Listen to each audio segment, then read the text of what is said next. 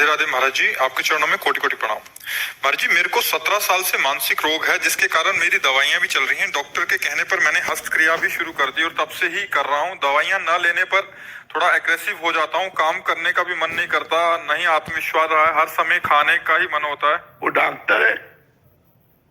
ब्रह्मचर्य से स्मृति पवित्र होती है, ब्रह्मचर्य से डिप्रेशन दूर होता है, और तुम्हें ब्रह्मचर्य रहित करने के लिए हस्तक्रिया कह दी, यही तो मूर्खता है।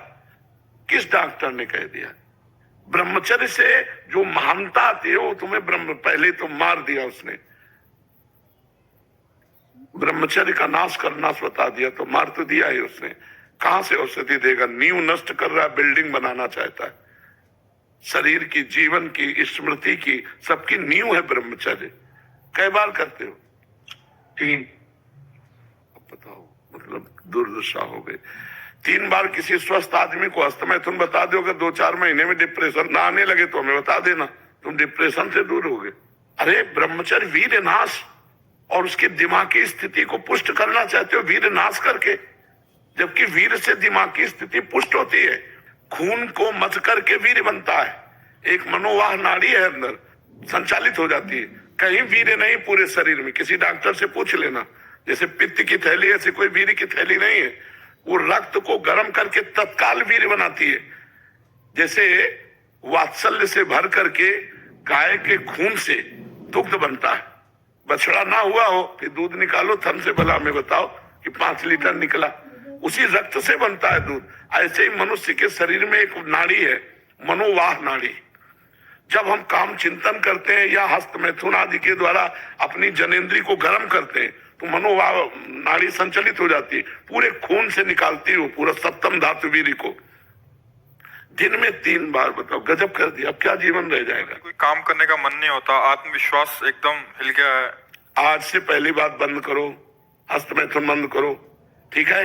खुली हवा में सुबह 2-3 किलोमीटर दौड़ो, सात्विक भोजन करो, हरी पत्ती वाला अधिक भोजन करो, और राधा नाम जप करो।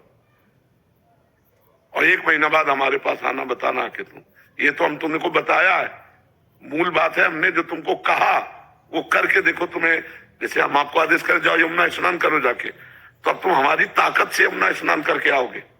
उसमें हम केवल कह ही नहीं दिया है, तुम ठीक हो जाओगे, ठीक है? राधा नाम जप करो, आज से अस्तमय तुम मत करना, बिल्कुल। और आप 2-3 किलोमीटर जितना दौड़ सकते हो उस रफ्तार से दौड़ो, और सात्विक भोजन पाओ। सात्विक भोजन का मतलब कोई मांस मदिरा ये सब चीज नहीं होनी चाहिए। हरी सब्जियां हैं, दाल है, रोटी है, पाओ, और सत्संग सुनो, और राधा नाम जप करो। 1 महीने में हमें बताना कि तुम ठीक हो रहे हो कि नहीं, तुम्हें कैसा लग रहा है। 1 महीने अस्तमय तुम मत करना आज के बाद, ठीक है? महाराज जी, जो आपने नियम बताया ना, मैंने ये 1 साल से किए थे।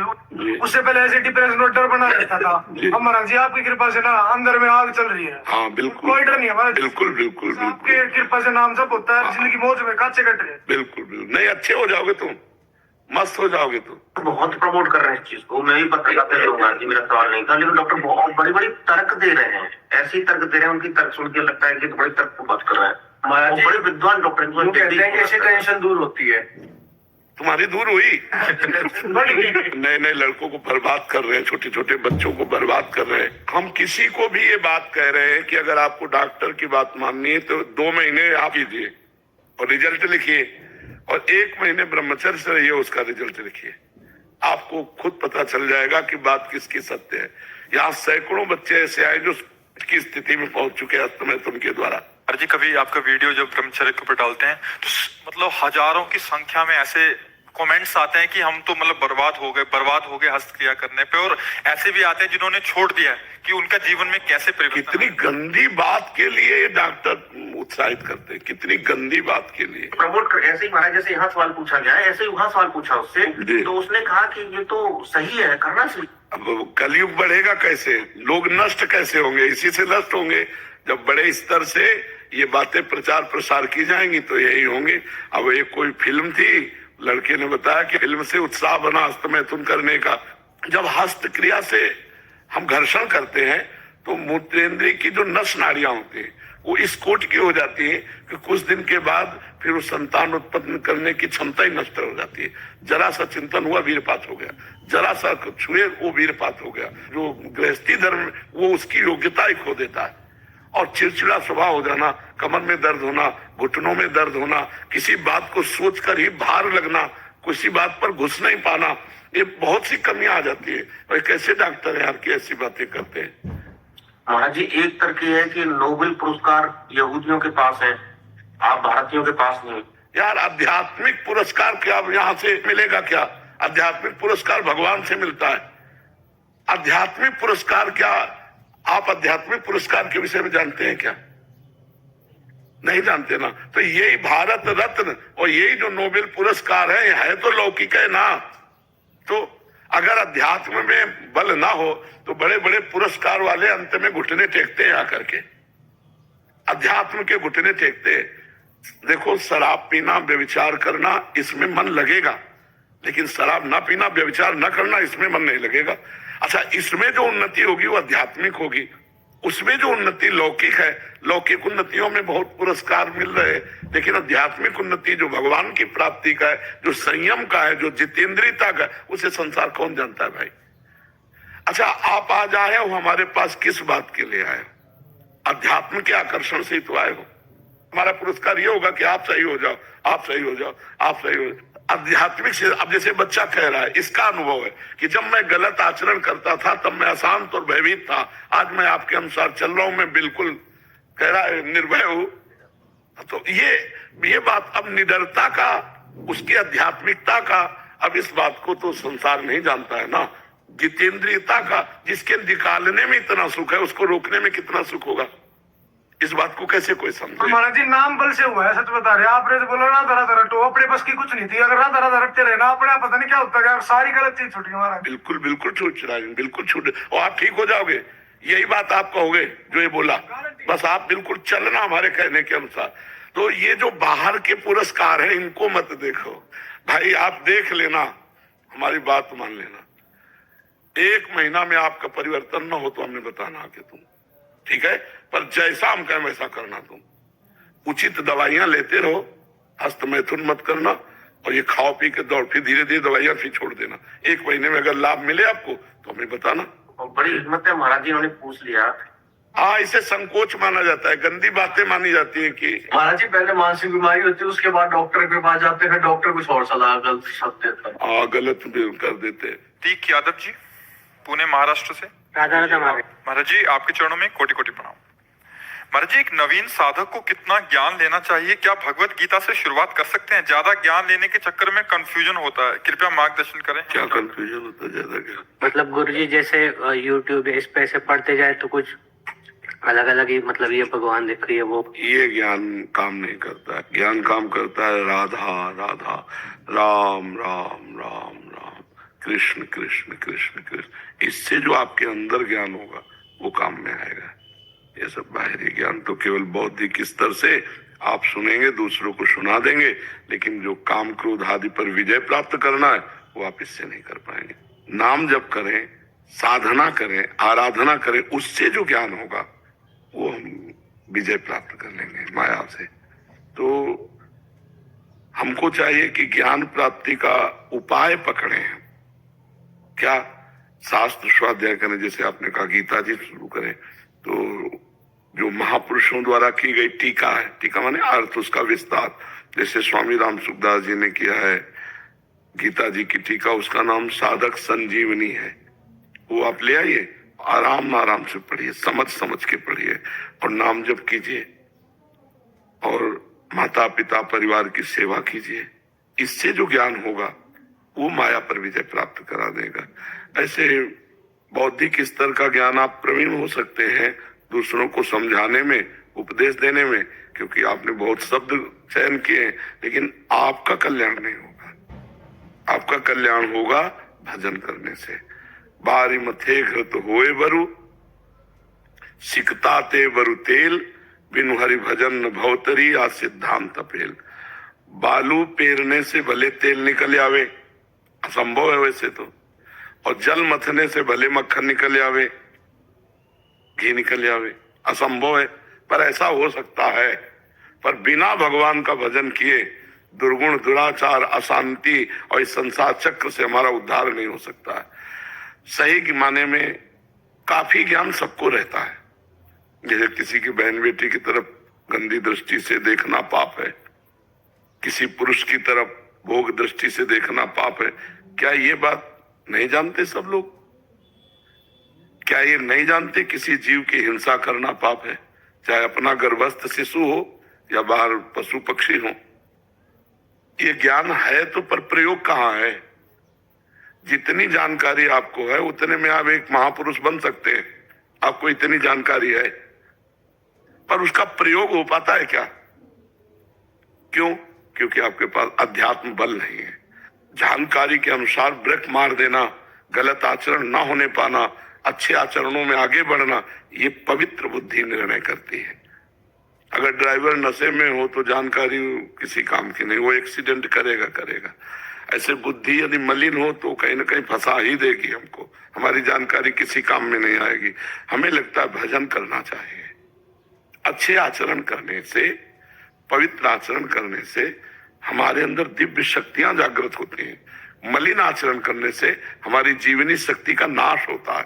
तो ज्ञान तो बहुत लोगों को है जो पर उपदेश करते हैं, लेकिन अपने जीवन को सुधार पाए ऐसे बिरले कोई मिलेंगे। तो ज्ञान तो वही है जो अपने जीवन को सुधारा जा सके, और वो ज्ञान आएगा शास्त्र, स्वाध्याय, भजन। मान लो यूट्यूब से सुना तो उसमें जो बात पकड़ में आई उसको चलो, तब तो ज्ञान। केवल दूसरे को सुना दिया सुन करके तो क्या ज्ञान? भजन करने से बच्चा बात बनेगी। नाम जप करो गीता जी का। और हम आपसे प्रार्थना करेंगे कि जैसे गीता प्रेस से है, भाई जी हनुमान प्रसाद पोद्दार जी की कुछ वाणियां, राधा बाबा की वाणियां, ये ले लो। छोटी छोटी पत्रिकाएं, बहुत ज्ञान मिलेगा उनमें, और सच्चा ज्ञान मिलेगा जिससे आपका उद्धार हो जाएगा, आप एक अच्छे बन जाएंगे। ठीक है। जानकी जी ऑस्ट्रेलिया से। श्री हरिवंश महाराज जी। महाराज जी आपके चरणों में कोटि कोटि प्रणाम। महाराज जी, संसार में रहते हुए संसार को कैसे भूल जाएं? भगवान की स्मृति में जब लगोगे तो ये सामर्थ्य भगवान के नाम में है कि संसार में रहते हुए संसार का विस्मरण हो जाए। क्योंकि संसार है नहीं, भास रहा है। जैसे दूर रस्सी पड़ी हो और उसमें सांप का भ्रम हो जाए हमें, तो जब तक टार्च के द्वारा हम उसको देख नहीं लेंगे तब तक वो भ्रम हमको बना रहेगा। और एकाग्रता से हम देखेंगे तो ऐसा लगेगा वो चल रहा है, एकाग्रता से देखेंगे तो लगेगा वो फन भी काट रहा है। हम जैसी जैसी भावना करते जाएंगे वैसा वैसा वो रस्सी में हमें सांप दिखाई देगा। लेकिन जो ही टार्च पड़ी असलियत खुल गई कि नहीं, सांप नहीं था, ये तो रस्सी ही थी। तो ऐसे ही संसार नहीं है, एक भगवान ही अपने आप को सब रूपों में किए हुए हैं। बहुनाम जन्मनावंते ज्ञानवान माम प्रपद्यते वासुदेवास्वरमित सा महात्मा सुदुर्लभा। जो सर्वत्र भगवान का दर्शन करता है ऐसा महात्मा दुर्लभ है। तो सर्वत्र है भगवान, पर दिखाई देता है स्त्री पुरुष, अच्छा बुरा, नीच उत्तम अधम। जैसे वो है रस्सी, पर दिखाई दे दूर से सांप पड़ा हुआ। तो अब हमको ज्ञान रूपी प्रकाश चाहिए। जब ज्ञान रूपी टार्च पड़ेगी तो सब में दिखाई देगा, सब में उसी का रूप समाया। कौन है अपना कौन पराया? नहीं, गोरे उसके, काले उसके, पूरब पश्चिम वाले उसके, सब में उसी का नूर समाया। कौन है अपना कौन पराया, वो ज्ञान दृष्टि से दिखाई देता है। तो हम नाम जब करें भगवान का तो हमारे हृदय में शुद्ध ज्ञान जब प्रकट होगा तो संसार का विस्मरण हो जाएगा, पहली बात। दूसरी बात, जब हमें ज्ञान के द्वारा इसके असत भाव का पता चले, जैसे हम स्वप्न में होते हैं तो स्वप्न सत्य दिखाई देता है कि नहीं दिखाई देता है? किसका प्रश्न था? स्वप्न सत्य दिखाई देता है कि नहीं दिखाई देता? लेकिन हम जब जगते हैं तब स्वप्न सत्य दिखाई देता है, माना कि नहीं? जब हम स्वप्न में थे तब उसे झूठा नहीं कह सकते, उसे सत्य सा लगता है। कोई प्यार करता है तो प्यार करता लगता है, कोई मारता है तो मारता सा लगता है। लेकिन जब हम जगे तब हमको पता चला कि वो झूठा था। ऐसे ही अभी हम मोह निद्रा में सो रहे हैं, अज्ञान में है, जहां हमारे अंदर ज्ञान प्रकाशित हुआ तब लगेगा ये सब झूठा है, इसमें जो सत्य है वो श्री भगवान है। तो जब भगवान सत्य भास जाते तो जैसे हमने स्वप्न को देखा कि वो झूठा, अब उसकी ज्यादा याद नहीं आएगी क्योंकि उसका महत्व तो नहीं रहा है, सब झूठा है। ऐसे उमा का हूं मैं अनुभव अपना, सत हरि भजन जगत सब सपना। ये पूरा संसार भगवान शिव कह रहे हैं ये स्वप्नवत है, पर ये कब पता चलेगा? जब आप भजन के द्वारा ज्ञान में जगेंगे तब। अभी तो अज्ञान में ही है, तो आपको तो सत्य दिखाई ही देगा। जब आप भजन करेंगे, भजन के बल से इसके सत्यत्व भाव का नाश होता है, तब दिखाई देता है। जैसे गोस्वामी तुलसीदास जी देख रहे हैं, सिय राम मैं सब जग जानी, करहूं प्रणाम जोरी जुग पानी। सब उनको सिया राम दिखाई दे रहे हैं, हमें स्त्री पुरुष दिखाई दे रहा है। तो हमारी दृष्टि खराब है ना, तो हमें ठीक करना पड़ेगा नाम जप से। तो संसार में रहते हुए नाम जप करते हुए हम ऐसे असंग रह सकते हैं जैसे जल में ही कमल का फूल प्रकट होता है लेकिन असंग रहता है। आप निकाल के देखो बिल्कुल पानी रहित, ऐसे ही भक्त संसार में ही रहता है पर वह संग रहता है। सब में भगवान का दर्शन करके वो कहीं मायामल से युक्त नहीं रहता है। समझ पा रहे हैं आप? अमित जी मुंबई से। भगवान आपके चरणों में कोटि कोटि प्रणाम।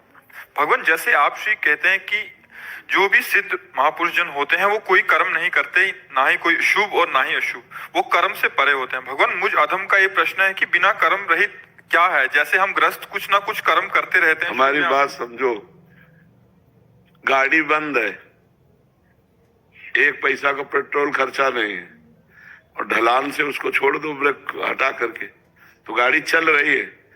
लेकिन गाड़ी चल नहीं रही है। जो गाड़ी चलने में कर्ता भाव में जो पेट्रोल खर्चा होता है, जो ड्राइवर की मानसिकता खर्चा होती है, वो कुछ नहीं खर्चा होती। वो हैंडल पकड़े बैठा रहे, गाड़ी सीधे रास्ते, ढलान है ना, ढलान है ना, ऐसे सिद्ध पुरुष का होता है कि कर्ता भाव खत्म, बस बुद्धि के द्वारा गाड़ी कोई देखना है कि बहकने न पावे, वो स्वयं चलती रहती है। गुणानुगुण वर्तन्ते मनुष्या पार्थ सर्वसा। अब ये बात अपने जीवन में समझने के लिए पहले ज्ञान तो हो ना हमें कि हम हैं कौन। हम न स्थूल शरीर है, न सूक्ष्म शरीर है, न कारण शरीर है, हम तीनों को चलाने वाले हैं। और हमारा जो स्वरूप है वो भगवान से मिलता जुलता है। जैसे भगवान अमल है तो हम अमल हैं, भगवान चैतन्य है तो हम चैतन्य हैं, भगवान अविनाशी हैं तो हम अविनाशी हैं, भगवान सुख राशि है तो हम सुख राशि हैं।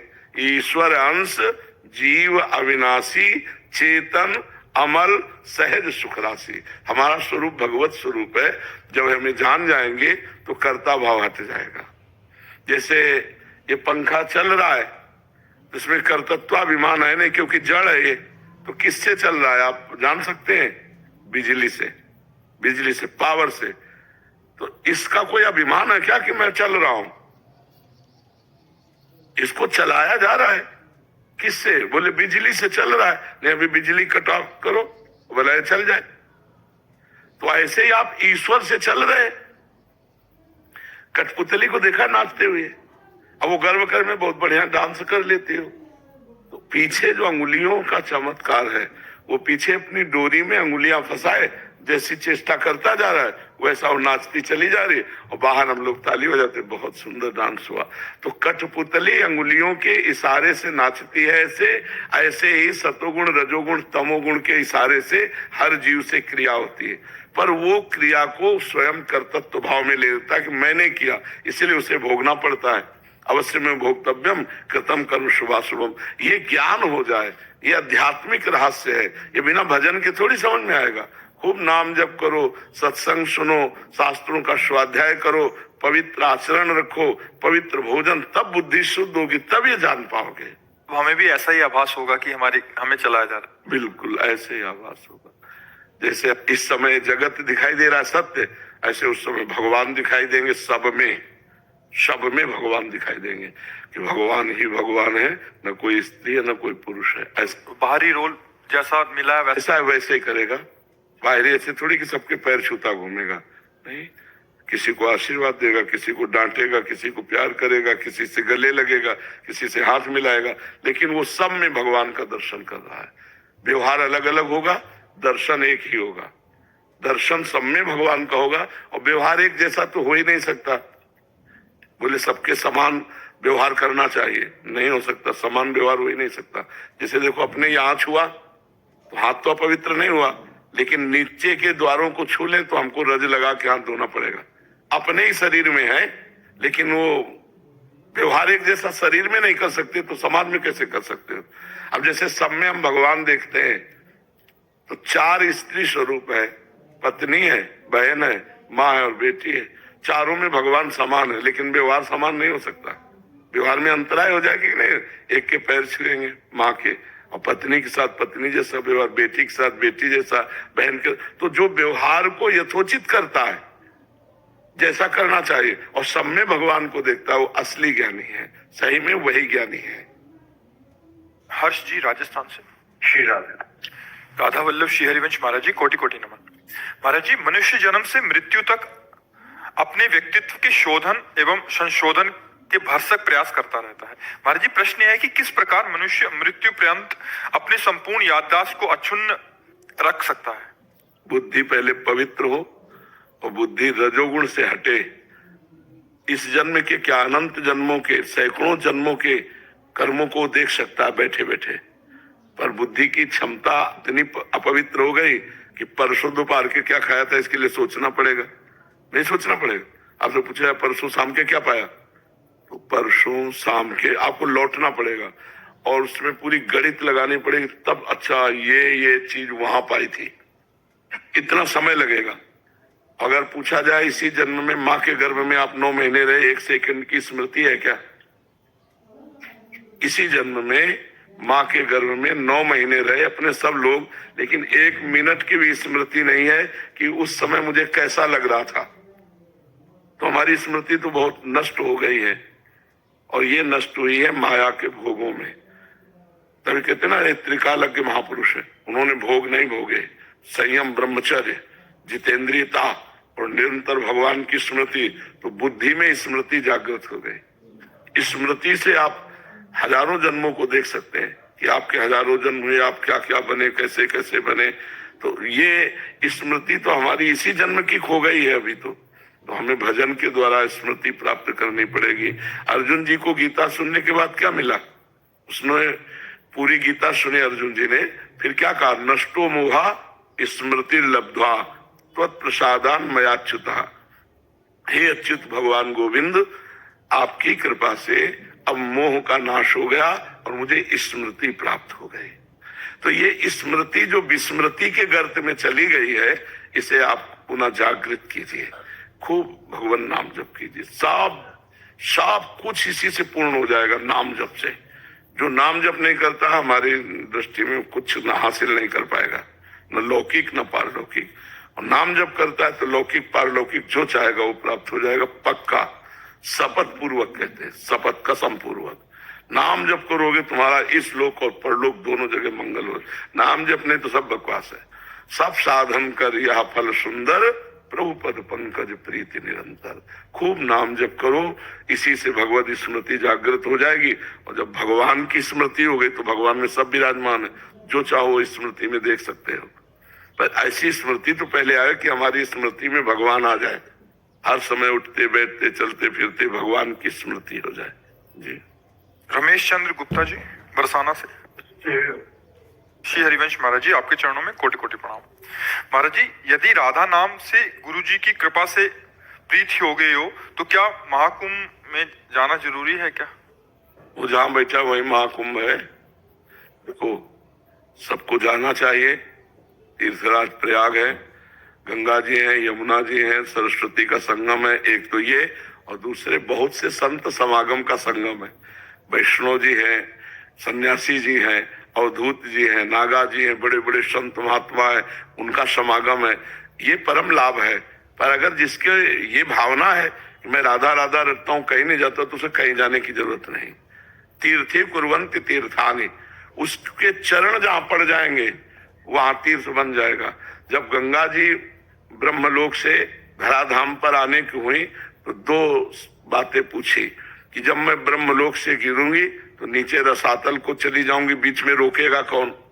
तो महादेव जी को तपस्या के द्वारा भगीरथ ने प्रसन्न किया और महादेव ने जटा में रोक लिया, ब्रह्मलोक से जटा में और जटा से फिर भूतल में। दूसरा प्रश्न था कि पापी लोग मेरा स्पर्श करेंगे तो मैं पाप से युक्त हो जाऊंगी, तो मुझे निष्पाप कौन करेगा? तब भगीरथ जी ने कहा जो शांत स्वभाव वाले साधवा समदर्शिना, ऐसे महापुरुष जो निरंतर भगवान का स्मरण करते हैं, वो जब हे गंगा आपका स्पर्श करेंगे तो आप निष्पाप हो जाएंगे।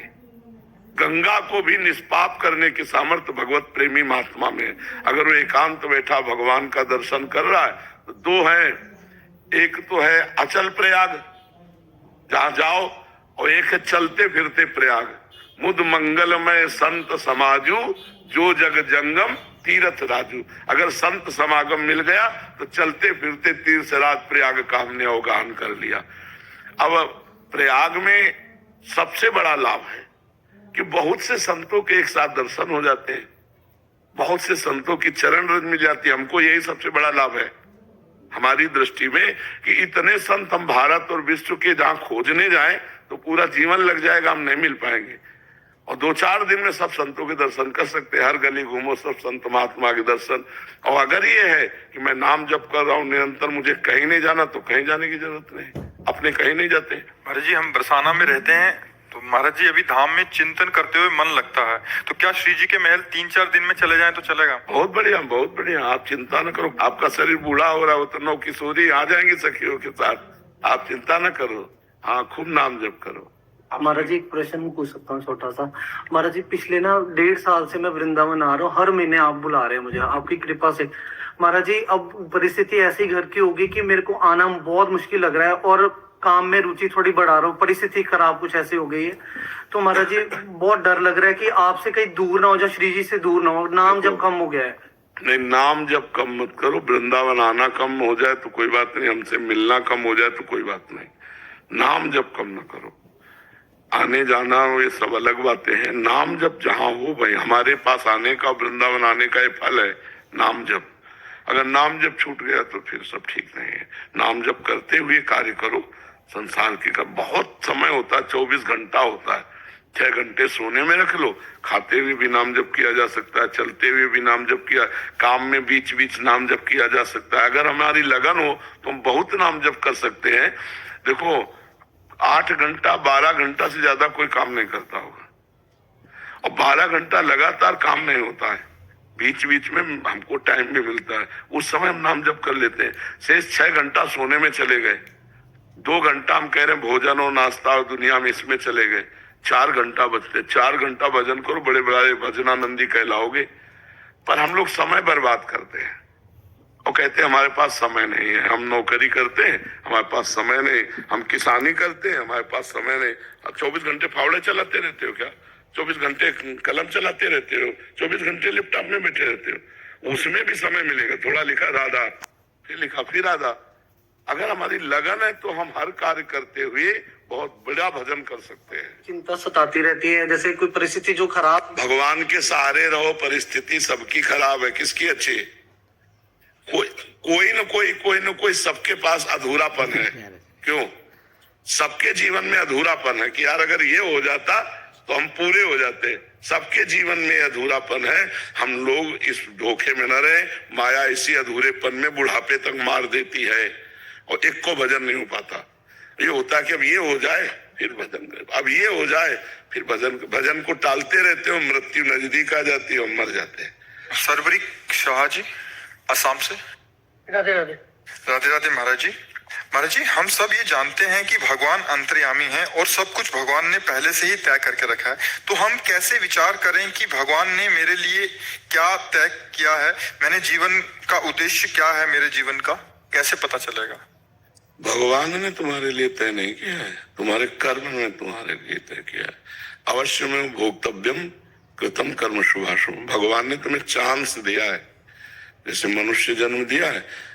अब पूर्व के जो कर्म है वो दुख सुख तुम्हें दे सकते हैं, कभी सुख मिलेगा कभी दुख मिलेगा। अब जो नया कर्म करना है वो तुम्हारे ऊपर छोड़ दिया गया है। खेती दे दी गई, और जोतने के लिए व्यवस्था दे गई और बीज दे दिया गया कई प्रकार के। अब कौन सा बीज बोते हो तुम्हारे ऊपर, बबूल बोते हो कि गन्ना हो कि दाग छुआरा, क्या बोते हो। ऐसे ही कर्म भूमि भारत भूमि है, तुम्हें बुद्धि दे दिया गया और इसके बाद छोड़ दिया गया। इसमें अब क्या कर्म करते हो, पाप कर्म करते हो या पुण्य कर्म करते हो, तपस्या भजन करके भगवान को प्राप्त करते हो या गंदे आचरण करके नरक जाते हो, इसमें भगवान ने निश्चय नहीं किया, ये तुम्हारे ऊपर निश्चय छोड़ा गया है। अब तुम जो कर्म करोगे उसी का परिणाम तुम्हें मिलेगा।